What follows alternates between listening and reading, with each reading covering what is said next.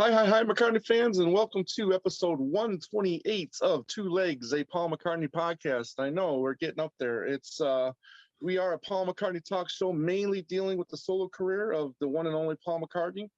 I'm one of your two co-hosts, Tom Hunyadi, and you may know me from my other show, Talk More Talk, a solo Beatles videocast. And as always, I'm joined by my partner in crime, Andy Nichols. Andy, the new co-host of a brand new show, right? Tell us about that. What's that called, Andy?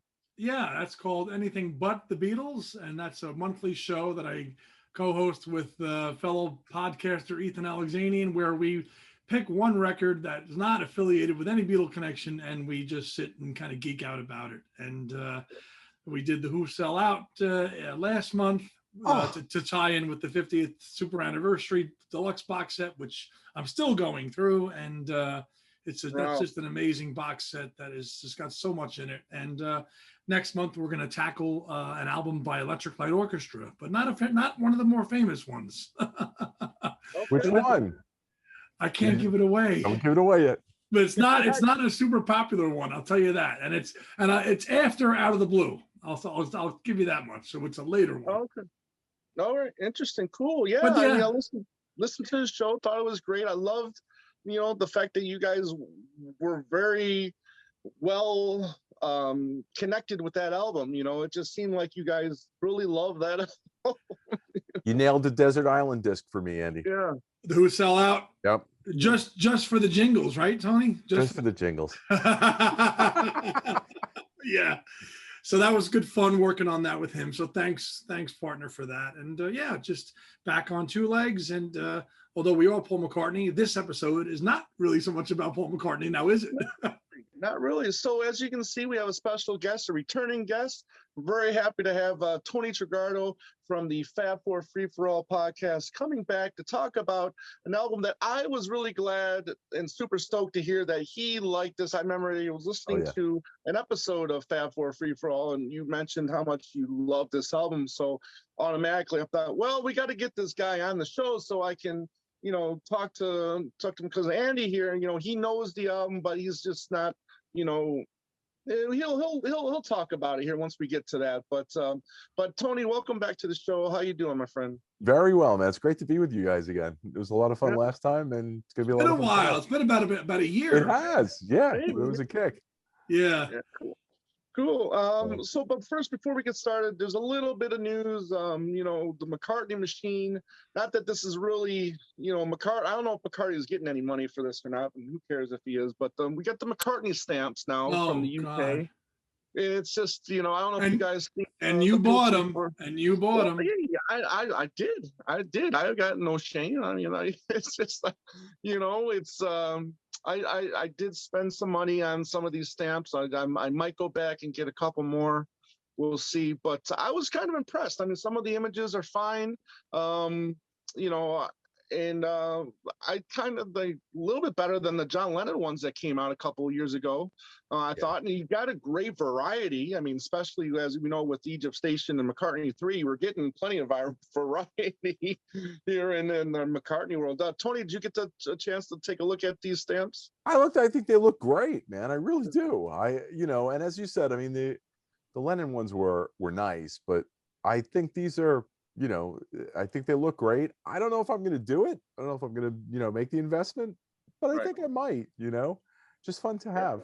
Kind of cool. Yeah, I mean, there's some couple cool ones out there. I mean, I grabbed the couple that had the album covers on it. Those are the ones, those are the ones that appealed to me right away. So I look forward to receiving them and, maybe putting them in a frame or something like that. We'll see how it goes. But other news, more Beatles than this. Tony, are you familiar with the A's for Apple series from the? It's by a group called AppCore. They're overseas, but they put out this A's for Apple series. It's fantastic, and these books are massive. It's all about Apple. Wow. The Apple brand, everybody that is signed. So, another person that's involved with Apple, he kind of put out a book under the AppCore title as well. And it's the Beatles in Hamburg book. So dealing with all of the the Hamburg years, memos, contracts, places they played, pictures, stuff like that from people's collections from over the years, So I mean, this is just a great book from the AppCore guys. And as so a giveaway, do you get a replica of the condom that they set on fire? Yeah. And sorry, or maybe they throw that in just. That was fun. it's just like one of those pop-ups, one of those pop-up books. Pop-up. Anyway.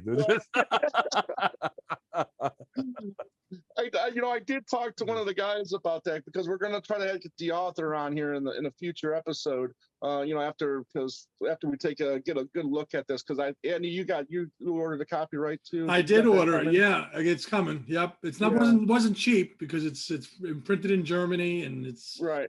Looks like a beautiful book though. Oh, yeah. It is. I mean, these guys do a fantastic job. The amount of research that they put in their book, it's Lewiston style research. Wow. And as a matter of fact, Thurston here, I think he helped with Lewiston with the first book. Cool. So, AppCore Publishing, right? Yeah. Yep. So good stuff by AppCore. I mean, again, but you're definitely getting your money's worth. I think. I mean, this book is like 4 or 5 pounds.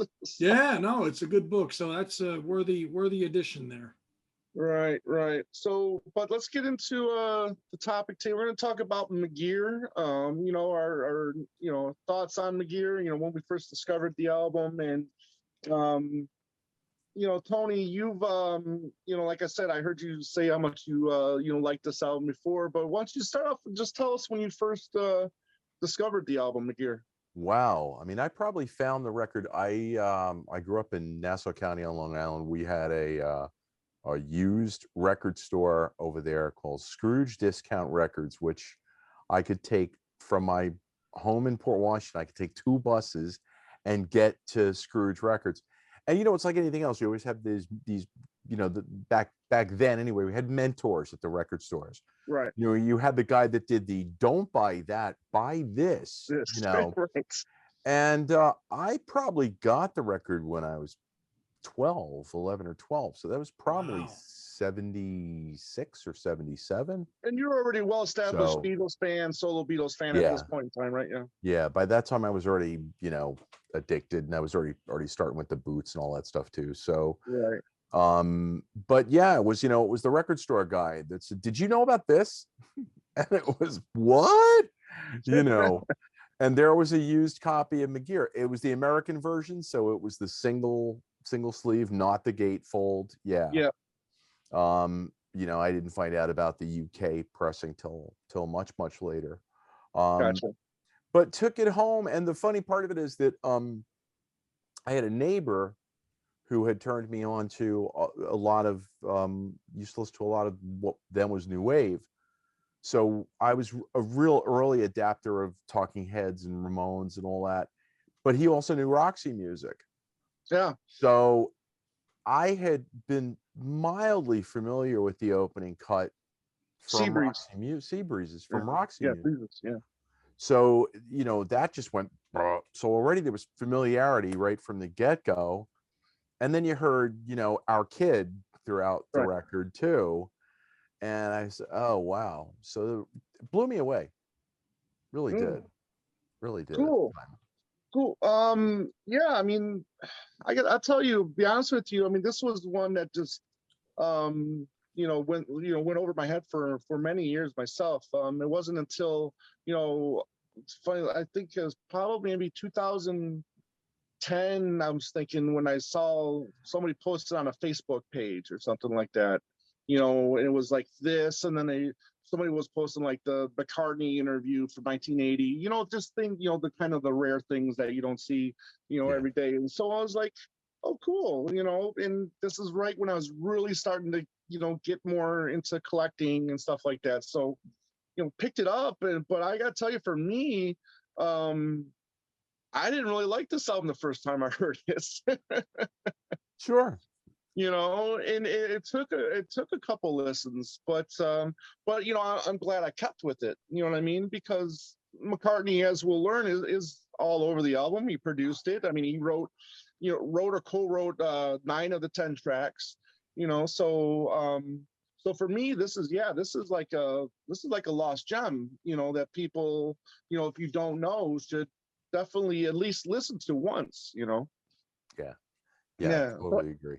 Yeah. So Andy, you haven't had it for long, but did you know about the album? I've known about it for decades. Sure. I mean, as a seasoned, Beatles reader of all kinds of, you know about its existence. And Right. being a kid in the 90s, buying CDs, this was not one I knew about it from reading, but you wouldn't go into Sam Goody or The Wiz and see McGear. No, it didn't happen. So I knew that it existed. I've known that it's existed for decades, but it never saw an opportunity to buy it on CD, would never really see it in a kind of cutout bin or used vinyl record stores ever, really. Right. And I never really had any kind, I'm sure there was other ways to listen to it online, but I just, with Paul, there was just so much stuff to listen to. It was kind of like almost an afterthought for me to even just try to bother to go even look to listen to it online. So it was like, okay, if I can't buy it anywhere, and of course, it's been re-released and you guys will get to that, but was always aware of it, but never really had any way to kind of listen to it. So, and I've only just bought my first copy about a month ago for a promotional copy that I got for $12. For $12 at a record show here in New Jersey. So I'm still very new to it. So what I've liked, I've heard. I've liked some stuff more than others, but I could kind of see where Tom was saying, where he really wasn't into it at the beginning. I'm kind of there, but I think obviously there's so much jam-packed into this record that it's worthy of a revisit for this topic. So I'm glad that for that reason we did it. Yeah. Oh, I'm sorry, Tom. No, go ahead. No. It was just funny you say that too, Andy, because when you think about it, when the record came out, figure if I found it in 77, how much solo McCartney did I really have to deal with before finding it now? Forget it. You're just buried in enough McCartney B-sides between now 1977 that it's like you say, this is like, where does this fit into the equation? Right. Yeah, where are you going to find it? Who's going to have it? And the day that I found it, it's like one of those happy mistakes. You're not looking for it, but I saw it. I'm like, shit, this is the album Tom keeps telling me to get. I better buy it. and I did, because I knew we were going to do this show eventually. So I said, okay. I said, there it is, $12. I said, that was divine intervention for me. So I'm happy. I'm happy that I bought it. And even though I'm not nearly as an advanced listener as you guys are, I'm happy that I have the record. And it's a real hidden gem in McCartney's entire canon of what he did to it. Yeah, and his involvement in it, of course. And exactly, and I think him producing it, I think was excellent too, because I think. I think at this point in time, 73, 74, I think his confidence is starting to really, get back to where it once was, like in the late 60s when during the Beatle years. And I think it really shows because there's a lot of great, I think, the instrumentation on this album is strong, his playing, but let's get into there's a little history to the album, because it starts off with the recording of Leave It, which I believe was in 73. So it's like Leave It. It's like the one big single from this album that got pushed. Is that what it is? Leave It is the single, which went to 36 in the UK. So I guess you can say it's a semi-hit. Sure, top 40. Yeah, top 40. He's had bigger hits. McGear did have bigger hits though. With Scaffold, absolutely. Yeah, with Scaffold. So definitely. The name McGear. Well, and he and Paul had worked together a couple of times too, because Paul had produced a few of the tracks on the McGear. Right. Record. Okay. Right. And then also too, Paul was really involved with the Woman album, with Mike's first solo record, which is a beautiful record. There's a lot of really kind of cool stuff on that, but he pretty much produced Borders Butterscotch, which is one of the poppiest track really on the first, the first album. So you could sort of see from that collaborations between the two of them were really going to be interesting. On McGoff and McGear, he had everybody and his mother on the record. When you've got a record, you've got, Jimi Hendrix and Mitch Mitchell and these guys playing on it, it's going to be a good record, Absolutely. And Paul produced Paul really oversaw the recording of a couple of the tracks on that record too. Mm-hmm. So the two of them had collaborated for a while, but going ahead, Leave It was on this record is the start of it. Yeah. Right. Do you think that that waiting till as long as they did, I mean, it seems like his brother Mike has always shied away from wanting any attention of Paul, and he's been very, he used another name. I mean, and here he is now collaborating with him. Just, what do you guys think about that in terms of, really kind of having his brother really kind of help him with an album, kind of in the background? I mean, because it's something he obviously, grappled with throughout the height of the Beatles, and now, in the mid 70s, he works with an album. It's a very interesting dynamic, the relationship these two brothers have. I think so. But the weird thing about it too is, you have to figure with he and Paul, you also had the crossover that, the Scaffold were a comedy group on Parlophone. Mm-hmm. So who was going to handle them? Right. With or without, whether Paul was involved or not. A comedy group on Parlophone was going to go to George Martin. Sure. Invariably. So here you had like George producing all the Scaffold records, and the funny thing about Mike is I think that he was a reluctant music star. When the Scaffold started, their focus was comedy and poetry and prose. Mm-hmm. And but as he put it, Mike was saying you won't have high visibility doing just that. You've got to have a hit record. Right. So when they had the first hit with Thank You Very Much, then all of a sudden he was thrust into the music world, but he never thinks of himself really as much of a composer or, and yet he co-wrote all of the tracks with Roger McGough on his first album. And McGough was definitely not much of a composer. So everything on that first record musically is Mike with a little Paul thrown in. Like he says, Paul showed up and, sprinkled some fairy dust on the stuff on that first record. and then you go to this. So it was a weird combination with those two. It's always right. Yeah, I mean, and I had always seen, pictures from books and stuff like that with Mike. Every once in a while you'll see him in a picture, with the Beatles and during the Beatle years. You know what I mean? So you knew he was always around. You knew he had to have been, studying or watching, all that stuff, learning that craft too. So come to think, when you do this, when he's doing this album, you got to think, well, if I want to do this album, I mean, who else better to have produce it than my brother? Yeah. I mean, Paul, and especially at that time, because if you think about it, that was kind of a restructuring period for Paul too. Michael wanted to get out of the Scaffold, or get out of Grimm's, really. He wanted to get out of Grimm's, which was the group that he was with after the Scaffold, the larger kind of like Scaffold Plus. So he was gathering his wits and getting himself together. Paul was think about everything that happened. Like, you just put it in perspective for me before we went on the air, folks. You just put it in perspective for me, Tom, in terms of like when Leave It was recorded and then when the album really went full bloom. Right. Look at what went on in between. Well, Band on the Run and Nigeria and this. Die. Yeah. So, Paul was having some growing pains too, and just bringing in McCulloch and what are we doing for a drummer after the, so. Right.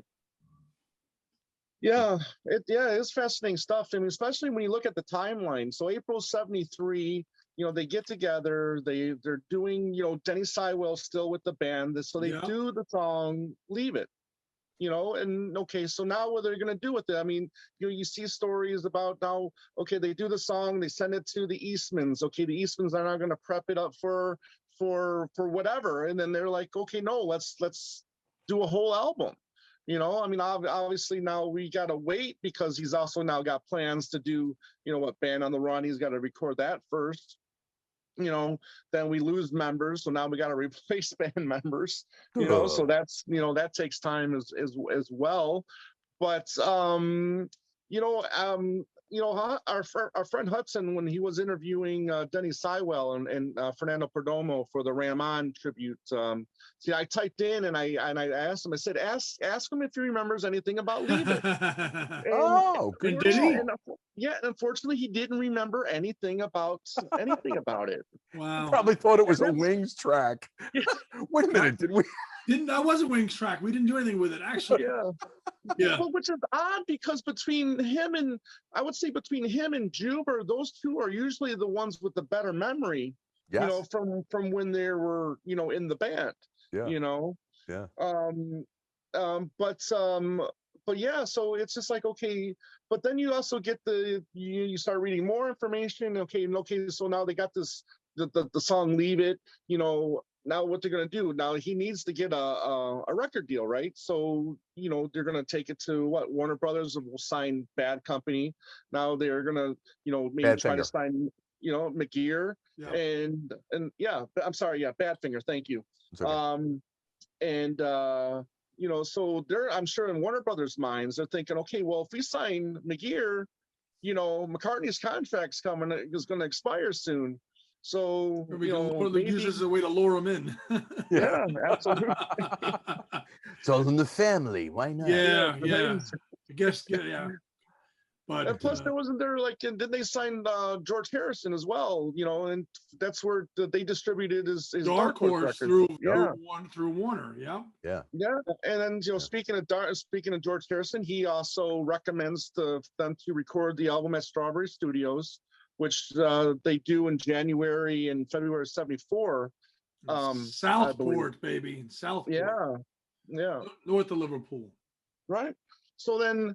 Now we get to that year, '74, when recording starts. We get the somewhat maybe the second appearance, because when we were talking to Paul Saley, we were talking about the Little Wing book that's coming out later this year, and the fact we were talking about was McGear was Jimmy's first appearance with Wings, which is the first official appearance, but not the first time they worked together, because they worked on the Susie and the Red Stripe sessions, later in '73. So I think that would have been November, December '73.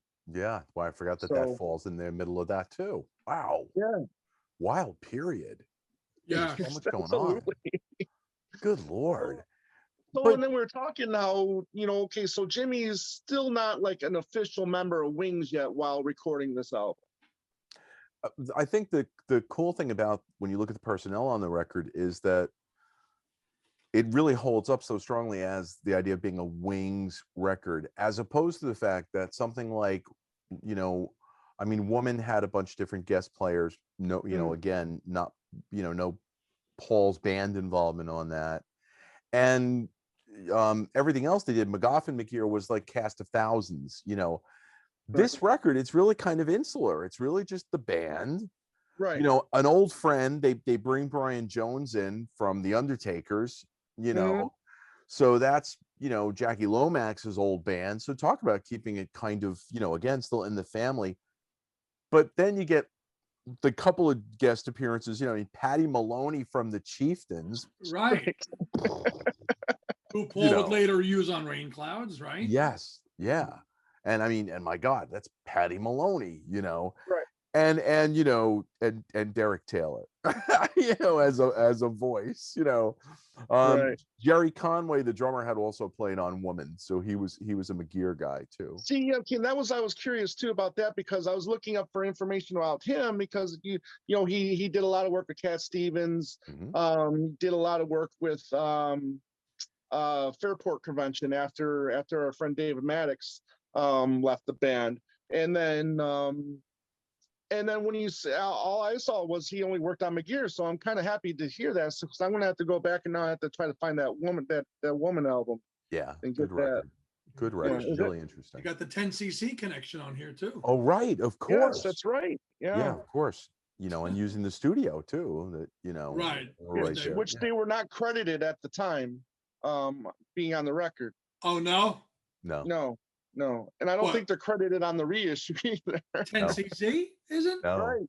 No. Yeah, they're not. Well, they're credited on the And it back. wasn't. And it wasn't. It wasn't. Are they Eric credited on Stewart. the back of the vinyl, Andy? They're credited, invented by under the just orchestra thing, invented by Lowell Cream and Kevin Godley, 10cc. Oh, okay. So that's how they're credited, but not necessarily as performers. No, just for that little Okay. thing that they invented. Interesting. Okay. Right. There's 10cc is on, listed on here. Right. But then but then I was doing more research, and it's just like, even though he would end up working a lot with Eric Stewart, he didn't perform on the record. No. It was the other three. It was the other three. Right, right. So I thought it was you three. And it was. We thought it was you three. But yeah. Yeah, even a shout out to, looks like Angie McCartney. That's the stepmother. Yeah, interesting. That is really interesting. Wow. Right. Well, Michael was the younger brother, but see, it's funny because there's 2 years between them. Right. But it's great to know that by the time the Beatles were full swing, before the Beatles had even really hit, if I'm not mistaken, the idea of the pre-Scaffold, the Liverpool One Fat Lady Electric Circus, whatever it was called, was already going on. So even before Paul was the superstar, Right. Mike was already dabbling in but I imagine probably still living at home and maybe still living with Angie, with the stepmom. Right. It might have been a different set of could have been a different relationship, totally. Yeah. Paul was already. What year did that all start happening? What did his father start dating Angie? Do you recall? That's a good question. Early, probably in the 60s, I would think, Okay. I mean, I don't know for sure without looking it up, but probably it'd be interesting if it was pre-Beatles fame or post-Beatles fame. Yeah, because right, because if Paul's mother died when he was 14. Right. Yeah. I mean, it'd be interesting. Let me just see. I'm curious when they got married. Yes, look it up, Tom. Angie McCartney married Jim. She married her first husband in 1956. She was married to Paul's father, Jim, from 1964 until he passed in 1976. 76. So they married in 64, which Paul was already gone for a long time by then, obviously. So yeah. And to your point, Tony, maybe Mike was still in the picture a little bit there on the home front. So that's what I would imagine, because Mike's, their popularity, the Scaffold's popularity was pretty much local. Right. For the most part. Local meaning centered in the UK. Yeah, regional. There in the UK. Yeah, in the UK, sure. Definitely. Yeah. Because you don't see Paul talk much at all about his stepmother. At all. No. It's like zero, nothing. That's interesting. What was that? Nothing. Nothing. It's just and then I know like he's had like issues with the daughter, the stepdaughter or whatever. Yeah. So that's a very slippery slope, seeing all these names credited on an album, because think about it. Other than this, when are you going to see that? Nowhere. Yeah. But it shows you that whole Liverpudlian family thing. I mean, family means so. If Michael had a good relationship with the stepmother, Paul, I'm sure was, all right. Whatever, it's your life, not mine. Exactly, right. And I guess you think about it, 2 years is a big deal, especially when you had 2 more years of your mom than your brother did. Yeah. You know what I mean? So I mean, I'm sure his whole thinking on that was completely different than Mike's. And I get that. I mean, I'm 6 years older than my brother, and I definitely have a totally different feeling about family things than he does, because I had more of experience with certain people, so I'm 11. I have 11 years difference between mine and my oldest. So the joke is my parents raised 2 only children, which is wow. Which is the joke. but that's good. But so who knows? I mean, it's like I say, with Paul, he was already out and on the road and gone, right, by 64. Whereas Michael was still kind of, making his way, and, again, like I say, staying local, because everything the Scaffold did was UK based. UK based, sure. So, yeah. Yeah, good point. Let's talk about some of the songs on. Let's talk about the songs on the album. What's songs that stood out to you? Ones that you still might not like here. I don't know, Tony. I mean, were you a fan of the whole album? Was there certain songs that you still maybe really don't care for? I think I grew into a couple of tracks. I always think about the idea that, especially when you discover a record that's so young, when you're so young, there are certain things that are going to grab you then as you get older. Something like The Casket when I was young was not going to jump out at me. Yeah, agreed. And now, you listen to something like that and it's absolutely beautiful. It's a gorgeous track, for me. But when I was younger, not so much, Right. but you just don't get it, No, you don't. no relativity yet. Right. I mean, and there's some things you don't get to when you're younger. I mean, especially if you're listening to this album in the US and and it's in UK stuff going on, like Norton, I think you would think that's a very British centric song, right. That one. Mm-hmm. Yeah. So that's definitely like a song that I don't really necessarily gravitate towards because I just, just doesn't, appeal to me in any way.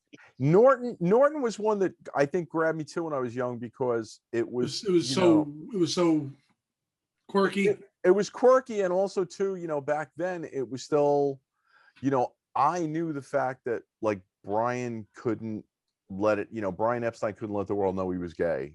Elton still had not come out yet. Right. So Norton, it was kind of just like, well, wait, and especially that closing line, I love you, Norton, right on, with the big, and it's like, is the narrator secretly in love with Norton? Is Norton's a dandy? Is he in the closet? Like, so all through the song, especially that time when you kind of, we knew that, we knew gay people existed, but it wasn't the whole song, you're kind of just going, what's going on here? Like, who is this guy? What's the deal? And it did remind me of that little bit in Magical Mystery Tour, right? With the sergeant, yelling and yes, yeah. There's throwback there, so it was kind of like, oh, hey, I get that, But anyway, yeah. So that did get me though, that one.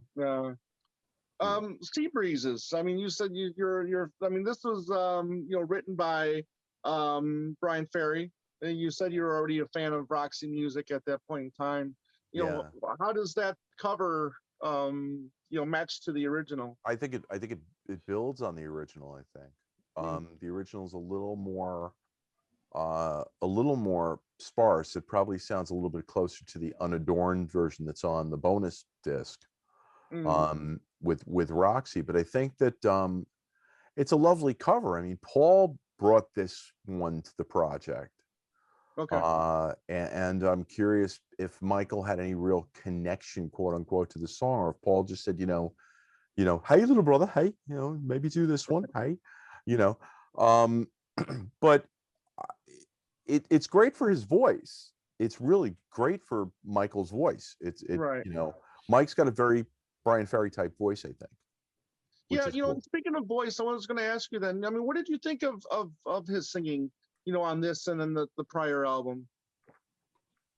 He's not a guy with a huge range. No, not at all. Right. He's got to use what he has, and he has to use it almost as an actor rather than as a singer. It's kind of always the way I look at this record. There are moments where he can approach a song differently. Right. But he's got to go into it like an actor, I think, more than as a vocalist per se. Gotcha. Gotcha. The hit song "Leave It." You said you're a big bootleg. Do we know if there was a bootleg of Paul doing the vocals on this or anything like that, or did we just? Not one that I've ever seen. But it's a song like this. Like I took a bunch of notes for the show, and I was just saying, I mean, I've always loved the opening line, and even when you look online, it says, "I dearly love her artichokes." Like it still writes it out. It's like, no, I dearly love her arty jokes. Come on, guys. But this song's got a great piano sound. it's a tremendous ensemble performance. Right. The band just kicks this. And the one thing that I like about this too is this, Paul could have sold this to Roxy Music easily. This could have been a killer Roxy Music track. And Paul's bass playing on this, just like throughout this record. Well, Right. yeah, See, this is one of the songs that I wish he would have kept for himself. No, Totally. Totally. I mean, that bass fill, that little run, that's unlike anything he's ever done on any record. Right. That bass fill. And then you have the extended mix, and I love the fact that they told the sax player Tony Coe was having marriage bad day. problems.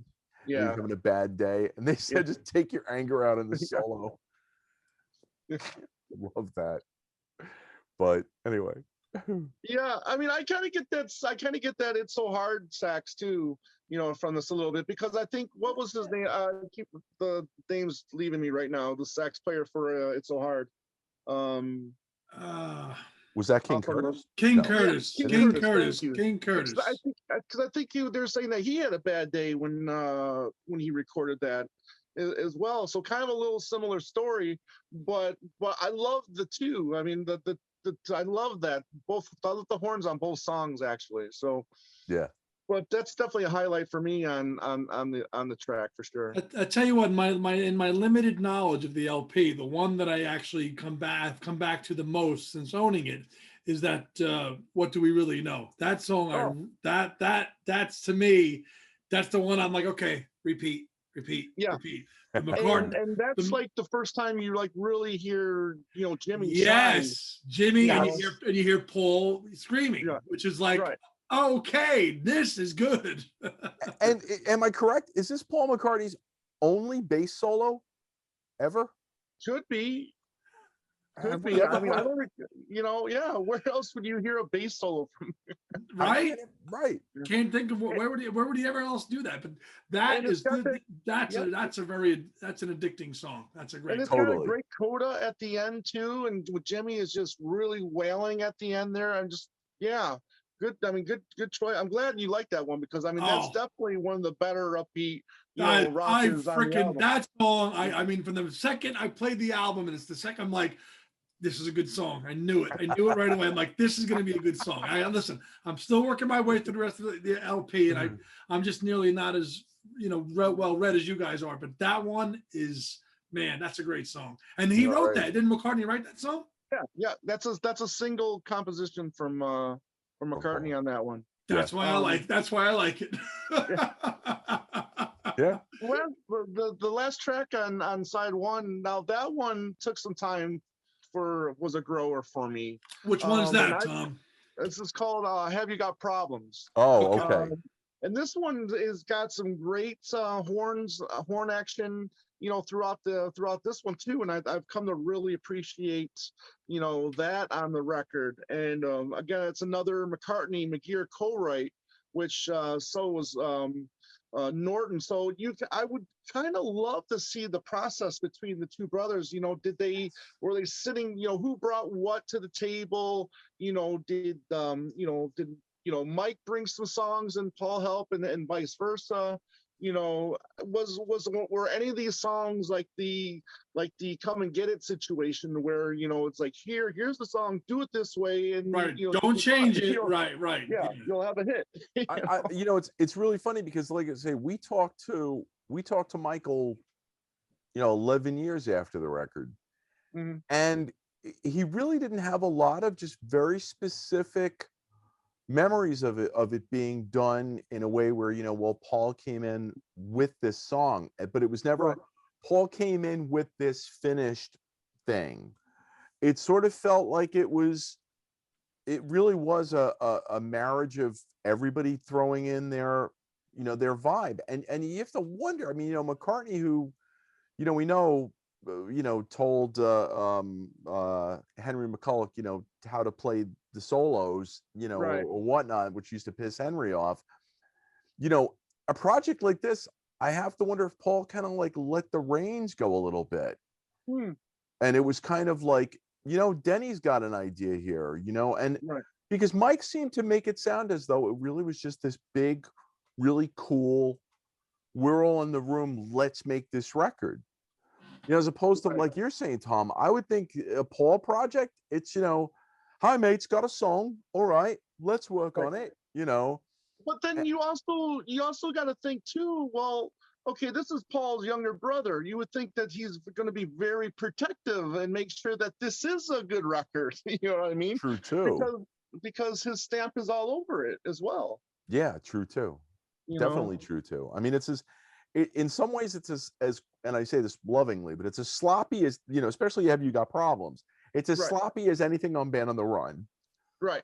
And it's a sweet, which McCartney loves. He loves songs with phases. Yep. But it sort of is a band getting their rocks off, and Paul playing as a band member, not so much the driving force. Right. Or almost as if to say, you know what, since it's not my name on it, and as I agree with you, Tom, he's got to protect baby brother. And he wanted this to be the strong start of a big solo career for Mike. Right. But I think at the same time, imagine that idea of just being able to say, hey, look, my name, it doesn't even say McCartney on it. It says McGear. I could hang back and play bass. Right. I mean, you also got to think of the two. Okay. Well, his baby brother's got to take the training wheels off too, Yeah. But like you said, he's already well established at this point in time. He's had hits. But maybe it was the thing of, maybe it's like, okay, he's making an album, but it's just going to be a one-off thing. Like, was there an intent to say, okay, well, he's really going to try to start a proper recording career as a bona fide solo artist, or is this just kind of a one-off laugh thing? I would think that at this point, he probably, it's kind of, you have to figure you're already 12 years into your quote music career. So I think he's sort of back up against the wall a little bit at this point. And they didn't know that Liverpool Lou was going to be a hit for the Scaffold.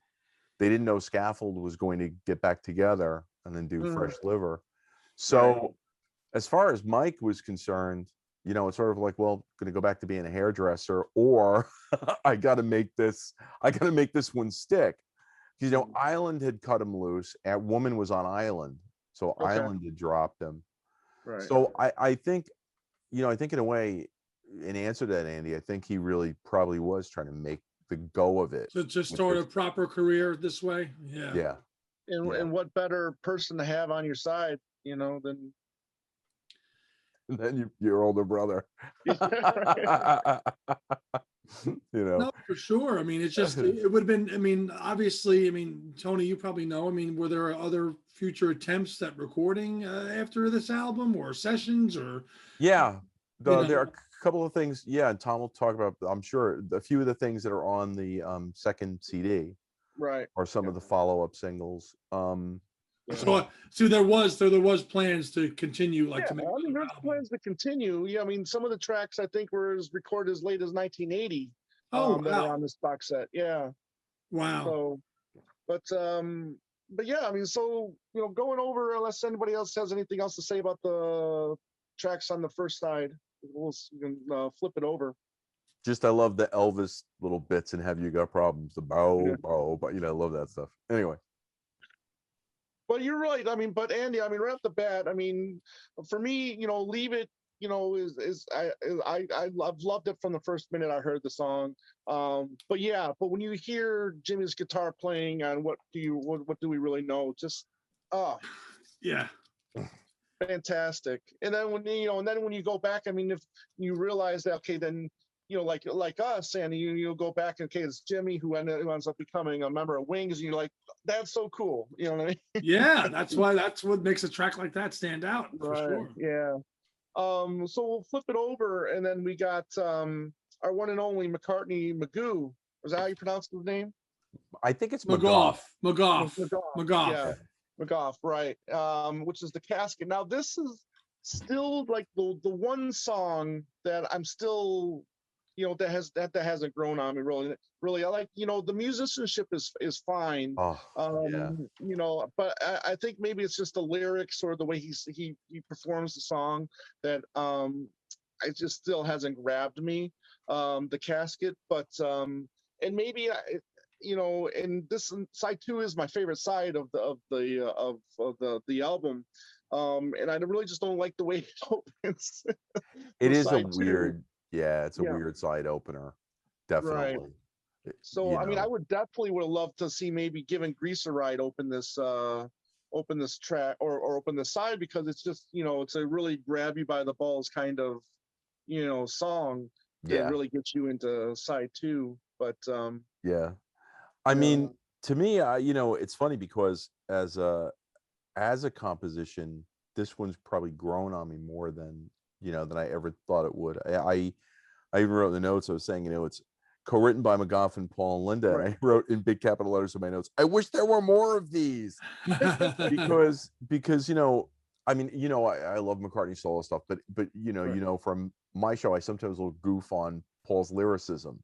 Mhm. I mean, he bought a Gigi and he jumped the fence. I mean, really, I mean, come on now. But I'll goof on Paul as a lyricist, whereas McGough was looked at as, McGough is like Liverpool's poet laureate. Mm. McGough Okay. is considered like the poet that came from Liverpool, from that era anyway. So Okay. for him to write stuff with Paul I just always thought it was a really nice track. But and like we were saying, Patty Maloney from the frickin' Chieftains. Chieftains, yeah. That's too cool. No, you would also have to think now, and for McCartney to do a co-write with McGough, I mean, they had to have known each other for years as well. Hanging out with the Scaffold, as well. Oh yeah, I'm sure those two knew each other, really, really well. And McGough was involved in all those cool things like International Times, like IT. IT, and right? The IT, yeah. And he was real good buddies with Barry Miles, so Well, that's the whole network of people that he's been around with for years, really. Yeah. So everybody, it was still again all in the family. Yeah, very Right. much so. Next track, Rainbow Lady, one of my favorite. This is like the Summer of Love song to me. Could have been a classic. If this song came out in '67, I think it would have been a hit. Rainbow Lady, this one's called. Yeah. I love this track. What do you think, Tony? I just love the sound of this track too. I mean, it's an odd mix, and every verse is mixed differently. Like each verse has the vocals move to a different spot. And that adds to that Summer of Lovey kind of vibe to it. But tremendous bass playing from McCartney in this too. But yeah, I love this. And there's that little synth flute that's playing in there. Yes. A lot of that in this album as well. Yes. In certain places where you wouldn't expect it. Yeah. And this is one of those tracks. Yeah. So love it. Cool. Andy, are you still getting familiar with this one? Yeah. Side 2 is like a total. I don't know anything on side 2. Sorry. So I wasn't BSing you when you did the show. I'm like, I'm go ahead. No, I don't know the album that well. We'll inspire you. But no, you definitely are. You guys definitely are, because I love all those quirky. And Tom and I have talked about this. Any kind of synth Moog stuff I hear, I like that. So this album, and I've listened to it 2 or 3 times, and it's full of all those little things. Yeah. Record. Canoodling. Yeah. I love that stuff. So I do too. Yeah. So it's going to be there, for sure. Yeah. And then, track 3 on side 2, Simply Love You. I mean, it's another simple classic, McCartney ballad that could have been on any of his albums, I think. Denny singing lead on this would have been fun. Denny singing lead on this on a Wings record. Simply Love You. Is this a ballad or no? Yeah. It's a ballad, but it's kind of it's a bouncy ballad. Okay. It's not a give me a C, a bouncy C. Yeah, it's a bouncy little love song kind of thing. Right. He did do this on a Spanish television show. I think he in '74 or 5-ish. It's on YouTube. You can just type in McGear Ooh. Spanish television, and you'll Wow. see him do this and leave it, which is, all he's doing is pretty much is Lip lip sync. syncing to the song. But you got some cute girls around him and stuff like that. For him to walk over and be Frank Yeah, Sinatra. exactly. Yeah, Yeah. yeah. There you go. But it's fun. Again, I think it's a fun song. Well, I think it's definitely one of those tracks McCartney can write in 5 seconds in his sleep. And he'll wake up and they'll be like, "Oh, where did I hear this one before?" I simply love scrambled eggs. Right. Scrambled egg. No, I just. But I had another thing I wrote in the notes. Like, I love Denny, Linda, and Paul's backing vocals on this. Yes. I think Yes. always sounds sweet. That's the Wings. And That's yeah, Wings and to for me you. that, like I said, it's such an important part of Wings's vibe. Right. And my other question though, and this is, we were talking about the relationship between them earlier. I'm curious as to why after this, Mike never guested on a Wings record. Good Yeah. point. Yes. Because You know, he didn't. Wow. I mean, they were still so close. They never had a falling out, the two brothers, ever. No. And you would think that. I wonder if Paul ever invited him, and maybe he just knew Mike wouldn't. I think there was more of the latter there, Tony. I think he just knew that, my brother knows he's not going to bother with anything that I do. And Yeah. Mike was definitely going to just say, you know what, that's Paul doing his thing, and I'm not going to even interfere with anything he does. Yeah. Yeah. But I think if he had asked Paul, I'm sure Paul would have said, sure, come on in. come on down. Right. Yeah, absolutely.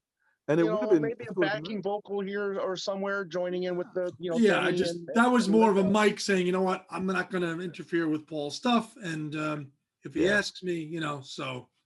Yeah, I can definitely see and take a Linda McCartney approach, where, because he's on an interview talking about how, well, we decided that if Linda does anything, it's just going to be like her album, or like it'll be her song, and we'll do whatever we do with it, and put it out as a single or a record, or something like that. Yeah, long live Susie and the Red Stripes, right? Yeah, exactly.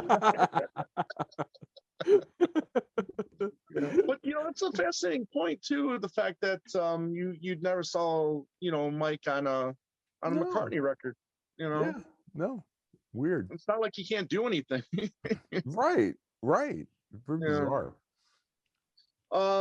Side 4. I mean, I'm sorry, it's not side 4, but track 4. Double album here, folks. Double LP. Yeah. One of my favorites. This was an instant classic to me. Again, just a smoking song, giving Grease a ride. What a track. This Ram meets Band on the Run. Yeah. Yes. Yeah, I like that. Yeah, I like that. Again, you're getting, Jimmy McCullough, just, really, doing some bluesy, guitar licks. I like the, everything about this song, really, the synth, whatever that's the synth, I think that's going on in there, as well. And this is one of the songs that I really do like the way Mike performs it or sings it, if you will. I really think it's cool. Obviously the sound crash effect that you hear, in the song too is pretty cool. But yeah, this is definitely a highlight for me on this album. I've always loved this, and he invented the word Chevrolet. I mean, there can't be a better word than that. That's just Right. but again, this is also Paul at the helm, production wise. He moves Mike's voice around, right, in the stereo spectrum. He plays with it. He gives the guitarist their props. I'm not sure if it's Jimmy ×2 in each channel, or if it's Jimmy and Paul. Because there's two lead guitars going on, and one in each channel, and I never could figure out whether they're both Jimmy or one's Paul and one's Jimmy. Far more guitar play on this record, on this track, than in a lot of it. And I wrote it sounds like a much more mature version of anything they would have tried on Wildlife, with jams that are actually smart. It's a great jam. No, it is. No, I think so. Like I said, I mean, again, another track that I would have loved to have seen on a Wings album. Yeah. Yeah. And if you like this, on the Right. first album, there's a song called Uptown Downtown, which is similar. Okay. Yeah, I'll definitely check that out for sure. And that's a McCartney McGear track as well. So again, how was that presented? Did Paul bring it in? Did Mike bring it in? Yeah. I would love to know. Last track on the album, as another epic. It ends with an epic, a great. I think it's a good song, "The Man Who Found God on the Moon." Again, you really get the Wings backing vocals on this one, which I think is great. The Denny, Linda, and you get Paul doing some backing vocals on this one. That's really good. I think Mike is really good on this track as well, vocally. You get a little, I guess you get snippets of his two daughters during this track as well, which is kind of cute, But I think this is a great track to close the album. I think so too. It's a really nice vocal from Mike. To me, from the McCartney catalog, I'd peg this to like Red Rose Speedway, not just a play on the first Indian on the Moon for God on the Moon, but I put this to, and Mike and Paul harmonizing together. They just sound on the second verse. They sound great. On the second verse, absolutely. I had that in my notes as well. It just was really cool. Yeah. Denny sets up a little counter melody. There's one point where Mike starts to sing the word trip because he's not the strong vocalist. Paul picks it up and extends the word, and you almost can't tell where Mike's voice ends and Paul's voice starts. You can if you're really tuned to Paul's voice, which we are, but it's just so cool to hear something like that and be like, this is siblings. This is two siblings singing together, which sounds like to me like nothing else in the world. So it's kind of cool, Yeah, I agree. I definitely agree. I was talking to Tom before we went on, just like the hidden gems of the artwork on this album. You got, which is wild. Like, what's going on here? Like, what's going on with this cover? Like, what is this? Like, it's like a Sullivan's Travels type. Right, but then hidden, looking at it closely, and again, an album that I'm not really familiar. You got Paul and Mike and this little airplane thing here, which is cool. Right. And then you've got the library building in the upper right-hand corner, which I didn't even notice, which is so cool. So there's like these nice little kind of, gems all over the cover of this thing, And then if you're really looking, especially on the front and the back, you'll see people you'll recognize too. Like, are those his parents too here in the up? Like, is that Jim and Mary on here? I don't. Probably, yeah. And then look in the airplane. Look in the airplane. That's what I just said. Yeah, they're both on there. Yeah, and then who gets you see right there? Yeah, see, I didn't even notice that. You said it. I didn't even notice that. Now listen, I'm only on the album a few weeks, but like, he's right there at the bottom. Yeah, that's right. And then on the back, you get right here on the back in the middle. Is that Jimmy? That's Jimmy. Right. Yeah.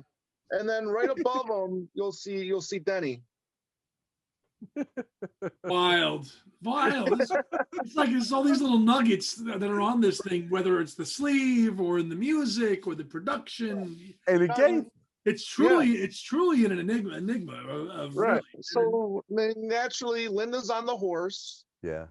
And then sitting down next to the Linda on the horse, Denny Sywell. Now, is there anything on this part of the album cover that my promotional sticker is blocking?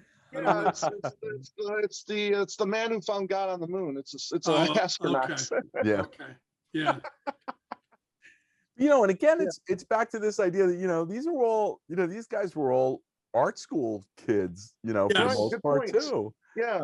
So I'm certain that somebody like Mike was pretty directly involved in, at least influencing what was going to go on with the cover. He had the idea of the Gulliver's Travels thing, and then the little people around and all that. And why not just add everybody from your childhood and your, the band, get everybody in there, But that track, going back to the song, the only thing I never understood is that closing interjection where like the very end when the spoken voices. So there you are then, quite a difference. Yes, the answer is LP. Like, what is, that's the one thing that's always maybe, and then like he talks about the chorus is repeating about Annette who makes him happy. And he said like everything on the track was based on something real that happened. Okay. So again, historically, when we finished the interview with him, we realized we didn't hit him up with, so did you know this Annette? But there was a person, it had to have been a real person. He said it was, this whole track was all real incidents, real things that happened. So that's kind of cool. I used to play this on my radio show as a follow-up to Space Oddity. Oh, good. Yes. Go right into that. Yes. Go right into it. Yeah. So anyway. Good, nice 1-2 punch right there. Absolutely. So anyway. It's a funny story regarding the B-side to Leave It, Sweet Baby, which again it's a McCartney. I think it was a McCartney McGear written track, or just McCartney. But it was originally titled "All My Loving." So I guess you can't have another McGear or McCartney singing a song called "All My Loving." So. So the name was changed to Sweet Baby, but another good track. I mean, I thought it was worthy of being on the album myself. I think so too. And again, typical of that time period where all the great B-sides. Everybody in that camp, they were hooked on the idea of well, it doesn't quite fit on the album, but we're not going to toss it away. Let's put it on a B-side. B-side, just as good as anything on the album, Right. Generally how it works. Yeah, great percussion on this song. I always wonder if that's Paul's contribution in a way. Some really cool things going on here. But, right. This definitely would have been a great session to be hanging out at, and seeing, obviously like we've been talking about the whole time is, who did what? I mean, how were the songs presented? I mean, was it a true collaboration? Right. In the sense of like a Lennon McCartney collaboration in a way, everybody's bringing in bits and pieces to the song. How free was Jimmy McCullough to do his solos, and stuff like that. So I mean, definitely would have been really cool to be at these sessions for sure. Yeah, and as far as the album's got a lot of humor in it too, and both Paul and Mike are funny people. Yeah, they've got great senses of humor. Comes with that background and where they come from. It's the Irish family background, the Liverpool thing. That's all over this record. I'm sure. I don't know. Again, I don't know it, but I'm sure. I'm not surprised given your guys' take on it. The humor in it. It's all very much a homespun family type affair because that's what they did. I mean, you go, whether it's the James Paul McCartney scene where they're all in the pub singing, it's just straight out of that. That's just what it is. Definitely. Yeah, definitely.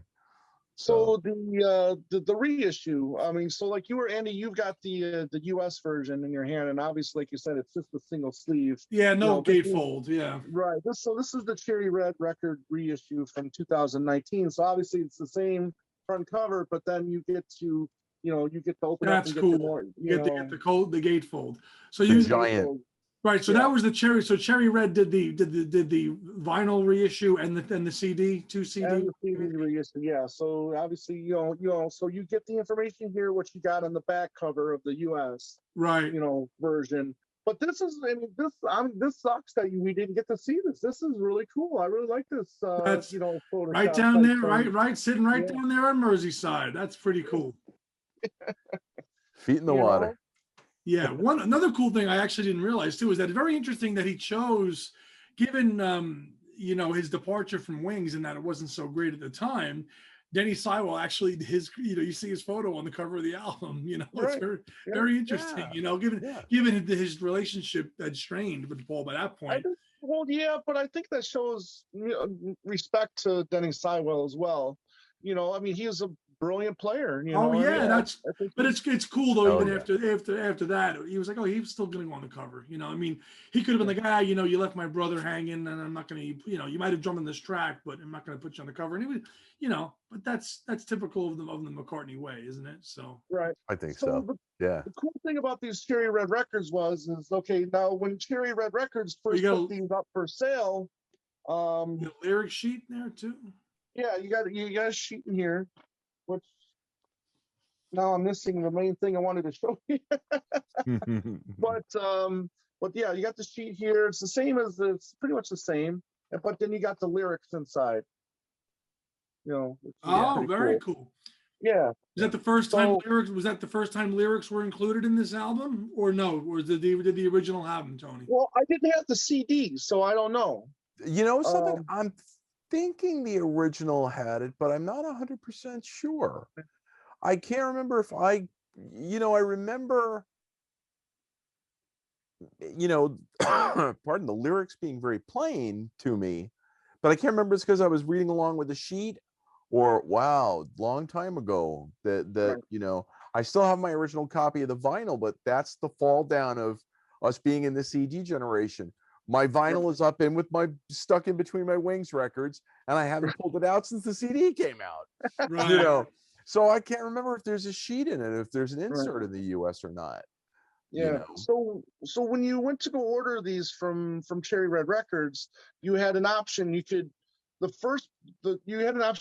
an autograph. Okay. So the first 100 people to order the CD had an option to also get the autograph free of charge from the CD and the vinyl. So I'm like, okay, cool. I want to get, why not? And it's free, you know? Sure. So by the time I actually got to pick it up, the CD one was already, that option was gone. So like, well, I was going to get the vinyl anyways. Okay. So I'll get the autograph for the vinyl. So you got like a postcard style, nice. Piece of paper here. And then on the other side, you get the autograph.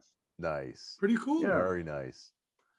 Yeah, which that's is, very cool. It's just a nice little incentive to pick it up, I guess. All right, now the $64,000 question. Do you both file this album in between Band on the Run and Venus and Mars in your collections? So you do. Yep. See, I put it as its own record. Under McGear, MCG. Yeah. Now, Tony, exactly. Listen, I'm a novice, but when I got it, I slid it right between Band on the Run and Venus and Mars. I did. The Missing Wings record. Yeah.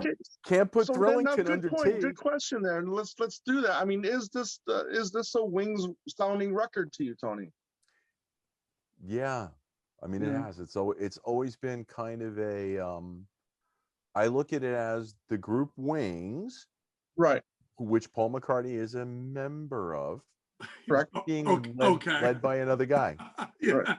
Just led by a different dude, Mike singing lead, and but I, it's hard. You got to get out of the Paul McCartney and Wings. You got to count Wings almost as its own entity and at that point. Yeah, right. And then just slide Mike in as the lead singer or what have you, right. Yeah, I mean, there's definitely some great Wings highlight moments on this album, but which I can understand why people would consider this a lost Wings record. But I also like to think of it as its own record too, because I don't think you would ever hear a Norton. I don't think you would never hear a Norton on a Wings record. Fair like that. Fair point. Bingo. Or even the Casket or something like that. I mean, I don't think you would hear on a Wings record, Yeah. So, but it, I mean, I can see why people say it is a lost Wings record for sure, But all the Wings records always have an anomaly. Right. I mean, Morse Moose and the Grey Morse Goose. And the I mean, First Indian on the Moon. They have their little, Yep. So so who knows? Yeah, I think it firmly. I think it could be the Lost Wings album for sure. I think it easily. Now, did you get any of the CD reissues from the '90s, Tony? On this I did. I bought the Ryko. Oh, you did get the Yeah. Ryko? Okay. Yeah, I had the Ryko, and then And then there was one from C4 Miles Records too. the C for Miles one. Oh, I think I got also. Okay. Yeah, and then I ended up misplacing both of them and bought some Russian Grapefruit Records version, which they probably didn't pay any rights for, and but they did a nice job with it anyway. And then the Cherry Red is the definitive, Yeah. obviously. Yeah.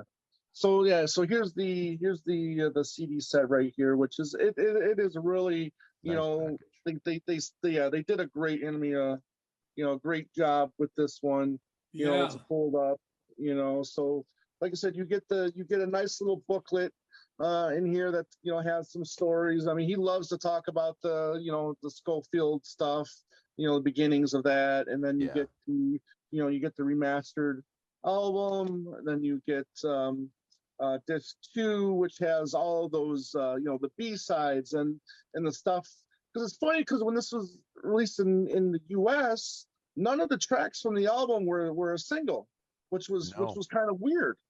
No. So there were other tracks, and then like I said, you get tracks that he recorded throughout the 70s up until 1980, and then you get the DVD, which has two 1-hour interviews, and then I love the promotional video for Leave It. It's fun. You get a woman just wearing nothing but a sheet running through the woods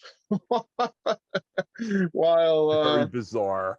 Yeah, while Mike is singing the song. But Thomas, do you know if that box is still in print from Cherry Red, or is it long out of print now? I hope not. We can definitely look it up. I should have looked it up before. I think it is. I think it's still around. I mean, what year did that re-release come out? 2019. Oh, okay, recent. Yeah. Then. Yeah. Okay. I was thinking like maybe early 2010s or something. No. No. So with only the last 2 or 3 years. Okay. Yeah. Yep. And it's not numbered, so I think it's probably still. It's not numbered. numbered. Not numbered. Not Good numbered. point. Yeah. Oh, good. Numbered. Okay. Yeah. All right, then. You know what? I'm gonna pick that up then. Because the Ryko one was in and out of print. Ryko disc, yeah. Yeah, and I still think you can find this on Amazon as well. Oh, really? You don't have to go through directly Cherry Red? Okay. No, yeah, I don't think you have to go through Cherry Red. So, because I think they were selling it here in the States on Amazon, but I wanted to get that autograph, so I ended up just getting. I just ended up getting both of them from Cherry Red. Very wise of you. Yeah, I missed that. Did you get the autographed one, Tony, or no? No, I actually missed that. Tom saying that was the first. I was so on top of knowing that it was coming out on second disc, that website, but I went right to Amazon to do it. And you Amazoned it, okay. Yeah, I should have gone. Tom did well there. The only thing that was nice was that when we did the interview, I was missing one of the Scaffold records still, and Mike sent the cassette of the Scaffold record. Oh, did he? Over. Yeah. Oh. He was like, oh, you have to have that one. So that he's until you find it, and he sent us a cassette of the Scaffold record, which was very cool. Amazon has it as an import for $21.99. Oh, not bad. Wow. That's great. Yeah. Pull the trigger on that one. Yeah, that's great. I'm going to right now. Wow.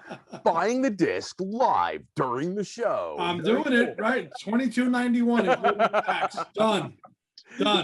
See, we've psychologically encouraged all of your listeners and viewers to go out and do the same. Now, the only thing, it wasn't Prime, so I'll have to wait a few weeks for it. But Right. So, Tony, it's not rare for Andy or I to actually buy something while recording a show. That's cool. Tom, where'd you get that? I found it here. Hold on. Or he'll do the same thing. I'm telling you. We did that. We did that with Flaming Pie. I think we've done that with a few things. We're just because we're nuts. That's why. Like that's great. You're of the same ilk. Just as you have the same illness. Yes. I mean, you're still getting stuff as they're coming in. I mean, you're still collecting to a certain extent, right, Tony? Oh yeah. I haven't changed. I'm going back now, and I'm going back to, like, picture sleeves. That's been my thing lately. I'm going back to Oh, I like- just spent like the Tom. last year- import I sleeves. spent the last year, you know, Doing sleeves. rediscovering all of these the pictures, getting the Mrs. Vanderbilt from Italy, and just There you go. all of them from all over the country, Yeah. so That's what I'm having fun with too. I had one of those miracle moments with the American Beatles 45s. I had Mhm. one of those things you read about in books, where I just Right. was at a garage sale and that literally found, nothing but junk, and then you open the last box and oh look, it's Y. Oh look, it's Ain't She Sweet. Oh look, it's Can't Buy Me Love. Right. All in one box. You go to those garage sales and it's like, Mario Lanza's greatest hits, like times 1,000. Right. And you're like, crap. Pat Cooper, whipped cream and other delights. Oh and it's my just, God! yeah. Like, where is the good stuff here? Right. Enough of this, where are the Stones picture sleeves? But yeah. Right. So it was but yeah, now I've gone back to that and I'm actually just buying stuff that's fun, like sleeves that I'm falling in love with. Like, wow, that looks great. I want that. Right. Now are you doing the Ram Half Speed Master? no, I haven't done the Ram half speed. I probably that's probably another desert island record for me. So I may go back and do that.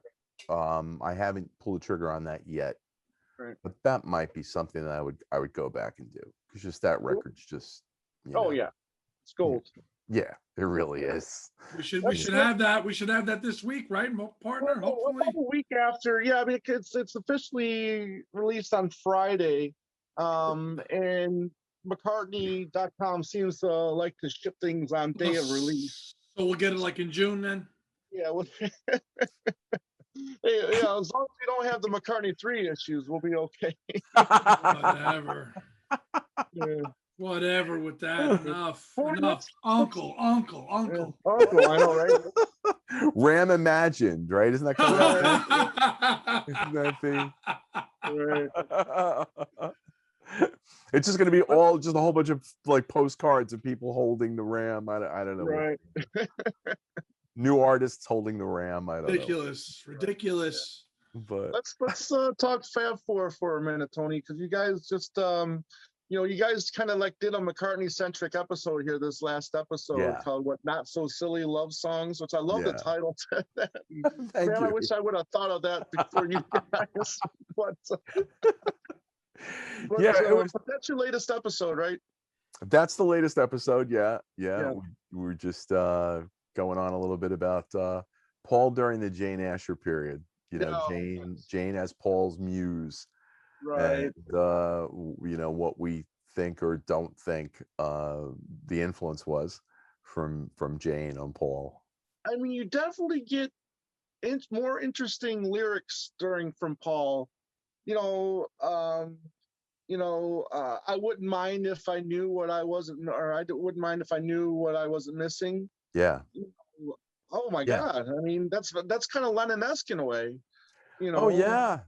Yeah, writing songs for the woman who isn't the typical Liverpudlian, clinging to her man, and this is a woman who's off leading her own life, doing her own career, and how dare she not be right by this Liverpudlian guy. And love has a nasty habit of disappearing on another one, Yeah. So and are these veiled, were they veiled threats? Were they his insecurity? Was it, right. So many different things. There's one, I forgot what it is now, I can't believe it, but one of the songs we sort of turn inside out a little bit, and we sort of take the love. Well, it's the idea of, here, there, and everywhere. Here he is, and we always look at that as like this sort of perfect little love song, but to lead a better life, I need my love to be here. Right. So there's some weird little subtlety going on there. Yeah. The woman who's not always there. Right. We seldom think of that song that way, but yeah, it says it right there. Yeah, it's putting a little twist on Jane to Yes. say, you know, it's the love song, but you know, changing my life with a wave of her hand. Well, it goes both ways. She waves her hand goodbye and she's gone, you know, and changing my, you know, so it was fun. It was fun going through all those tracks and looking at them from How many did you guys do? we cover you know us. Once we get going, it just goes. Right. So we take it from when his relationship with Jane started till when it ends. Did you tackle for no one then? No one. You Yeah. did. Okay. You Oh, did. All right. Yeah, that's, you know, I figured that one had to be in there for sure. Yeah. such a great moment lyrically for him, man. Oh, God. yeah.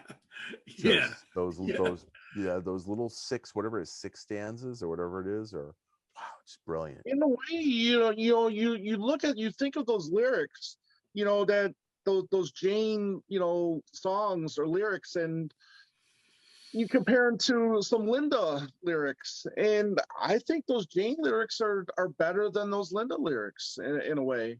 You know, I mean, they're Because just more powerful. those Jane lyrics are much more scornful. The Linda ones are much more Right. homey and lovey because he's and comforting. The Jane Right. ones are a little more zinger in those lyrics. Yeah.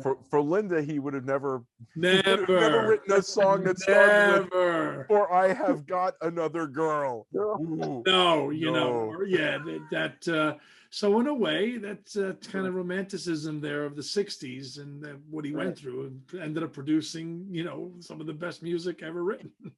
Right. Wow. Because of that. Good Well, thing you didn't find Linda first. Exactly. Well, that's a great topic, Tony, and I can't wait to listen to that when Thank it you. Right. drops. fun.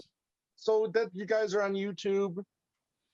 Yep. You guys are, YouTube. you guys became a video cast starting last year, I believe it was. Yeah, with the And, pandemic, we, you know, figured why not let people see what we look like. We're not that scary, I guess. But Right. Do we have faces for radio? I think most of us do, right? Yeah. indeed. I know. So yeah, YouTube, Spotify, all that fun stuff. So Right. you Right. know, Well, Tony, we had a pleasure having you back on. We'll look forward to likewise. you know, coming back on again, and Absolutely. always a pleasure, you know, talking with you. Likewise, guys. Yeah. Ditto. Andy, what's going on? And let's talk a little two legs here before we sign off. The you two know, legs. Well, we've been on a little bit of a hiatus because, you know, Tom and I have lives outside of podcasting. So, you know, I hate to break the news to most of you people out there, but yeah, we took a little bit of a break from our ranking the tracks, but happy to report that those, as of this recording, that's now resumed again, and we'll have done Memory Almost Full, which Memory Almost Full, yeah. which will be our last, most recent one. And that's back on track again for weekly on Wednesday nights at 9:00 on our YouTube channel, which is just about at almost 580 some odd subscribers. So thank you for those. And we're going to keep our content growing on our YouTube channel as well. So thank you for that, everybody out there in YouTube land. Yeah, absolutely. Thank you for subscribing. Thank you for taking the time to listen to the video cast and to the podcast, which you can find us on Spotify, iTunes, iHeartRadio, Amazon, where we're just about anywhere you can find the audio podcast. We're there.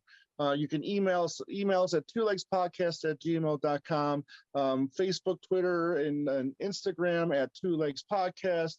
Facebook, you know, we're always there. We're posting stuff there. You know, you can send us a message there as well. Yeah, please check out our YouTube channel, Two Legs, a Paul McCartney podcast. We want to continue for that channel to grow, and obviously Tony and the Fab4 guys are there as well. So please subscribe to their channel because they're doing amazing episodes as well. And you guys how long have you guys been doing the Fab4 show now? Woo! Fab4Free4All started in early 2012. So we're just going on. We'll be going on 10 years, and then we had the other show from 2009. So it's right. That's right. been a long time. But yeah, you guys are doing great stuff too. Yeah. So it's just we all learn from somewhere, and that's yeah, right.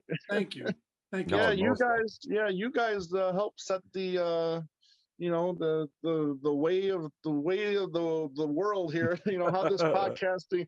You guys did all the experimenting, and we learned what works and doesn't work from you guys. Thank you. That's true, I guess. Yeah, we've been messing around with this for a long time. Right, and we look forward to getting Mitch back on the show, and finally getting Rob on the show as well, but that might take a little bit more time. but anyways, for Tony, for Andy, I'm Tom, and everybody out there, as always, have a great day and a beautiful night. Take care, everybody. See you soon.